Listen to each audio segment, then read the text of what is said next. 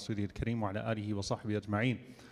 So subhanAllah, I wanted to talk about one particular topic, but I decided actually to do the next whatever 10, 12, 13 khatiras that I have all within the same topic, inshallah ta'ala. And inshallah, it's complementary to what we are learning after Salatul Asr with Shaykh Yasir, with some of the du'as from the Sunnah of the Prophet ﷺ. And it's the means by which du'as are accepted. So things you can incorporate into your du'a, tawassul ilallah, the agreed upon forms of tawassul, of coming close to Allah subhanahu wa ta'ala in your du'a, that cause your du'a to be answered. So inshallah ta'ala, that way once we get into the last 10 nights in particular, bid'nillahi ta'ala, you can incorporate these elements. And really, it becomes so prominent in the very beginning, because if you realize, these first few surahs of the Quran are loaded with du'a.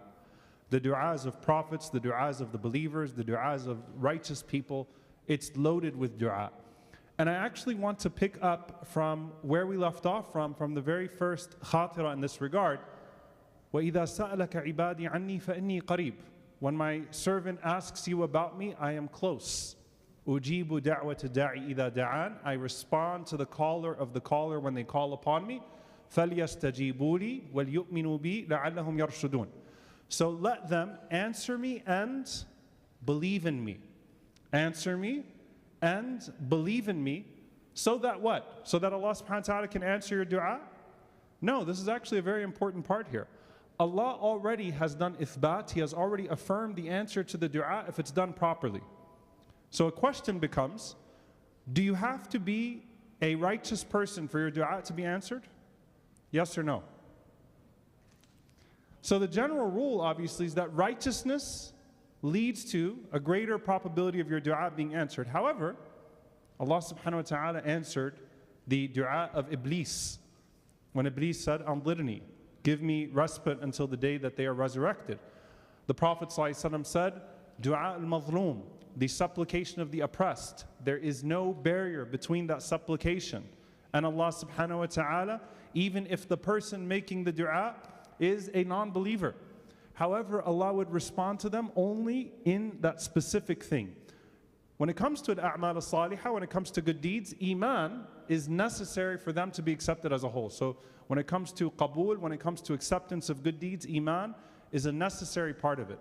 But the ayah says, لَعَلَّهُمْ يَرْشُدُونَ, so that they may find guidance in their lives. And rushd is a higher level of guidance than hidayah.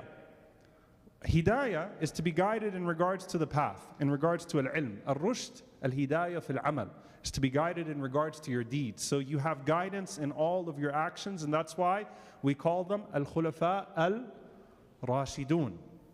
Because the khulafa were guided, not just in regards to their perception and knowledge, but also in regards to their actions. May Allah subhanahu wa ta'ala be pleased with them. So there is a condition here that's put for rushd, for guidance. Guidance in all of your affairs. And subhanAllah, there are two things that are mentioned here. فَلْيَسْتَجِيبُوا لِي وَلْيُؤْمِنُوا بِي. Let them answer my call and believe in me. And believe in me. And there's a beautiful journey that you can take from the first two surahs in regards to invoking your belief in dua. Invoking your iman in your dua. What do I mean by this?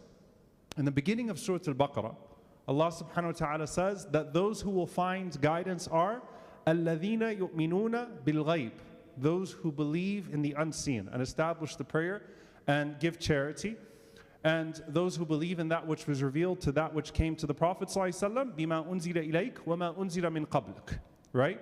And that which was revealed to those that came before you, وَبِالْآخِرَةِ هُمْ يُوقِنُونَ, and then they have full certainty in the hereafter. That's the beginning of Al-Baqarah. In the end of Al-Baqarah, آمن الرسول بما أنزل إليه من ربه والمؤمنون كل آمن بالله وملائكته وكتبه ورسله. That the Messenger sallallahu alaihi wasallam believes in that which was revealed to him, and the believers, they all believe in Allah, the angels, the books, and the messengers. Okay?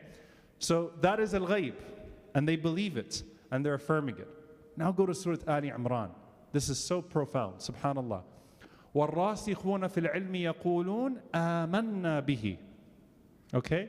That those righteous people say, آمَنَّا بِهِ, we believe. We believe. And then Allah subhanahu wa ta'ala, a few ayat later, رَبَّنَا إِنَّنَا آمَنَّا فَاغْفِرْ لَنَا ذُنُوبَنَا وَقِنَا عَذَابَ النَّارِ. Oh our Lord, we believe. So forgive us for our sins and protect us from the fire. Midway through Surah Ali Imran, by the way, this was all going to come the night of the hailstorm, so that's why we're still back in Ali Imran. So just to be clear. Midway through Ali Imran, the disciples of Isa alayhi salam, the Hawariyun, who are, by the way, incredible people. We're hearing about them right now, their interactions with Isa alayhi salam in Surah Al-Ma'idah, very emotional ayats. These were righteous people, the small group of people that were around Jesus, peace be upon him, the disciples, incredible human beings, right? Very righteous people. In the middle of Ali Imran, رَبَّنَا آمَنَّا.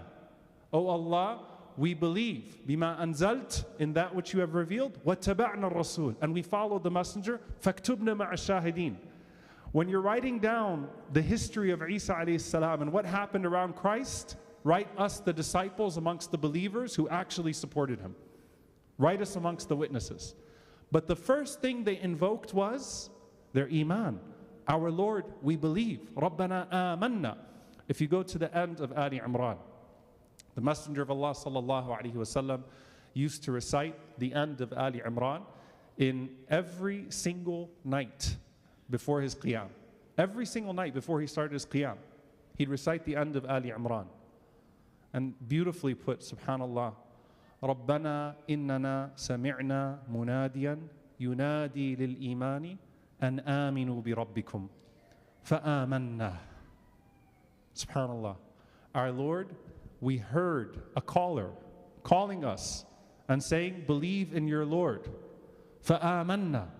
Oh our Lord, we believe. Subhanallah, this is a powerful form of dua. To actually say in your dua, Rabbi amant. My Lord, I believe. And it's actually one of the greatest forms of tawassul in dua, when you're calling upon Allah in your dua to affirm your belief. And it has multiple purposes. The Prophet ﷺ said, if doubt comes to you, when the shaitan starts to whisper and starts to create doubts, you shouldn't be mad at yourself that the doubts came in. Even some of the Sahaba, they told the Prophet ﷺ, sometimes these things come in our head. All of a sudden, doubts about God, doubts about existence, all of these things. The Prophet ﷺ said, say, Amantu billah. Respond by saying, affirming, Amantu billah. I believe in Allah.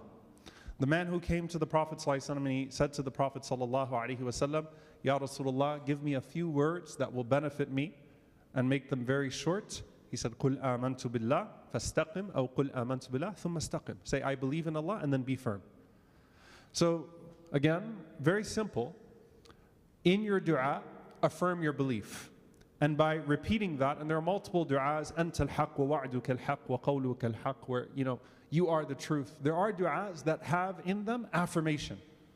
Affirming Allah's greatness, also affirming your belief. So while you're making dua, رَبَّنَا آمَنَّا. Oh Allah, we believe. And inshallah ta'ala, when you do that, you're actually solidifying that belief in your heart. We ask Allah subhanahu wa ta'ala to write us down amongst the believers. Allahumma ameen.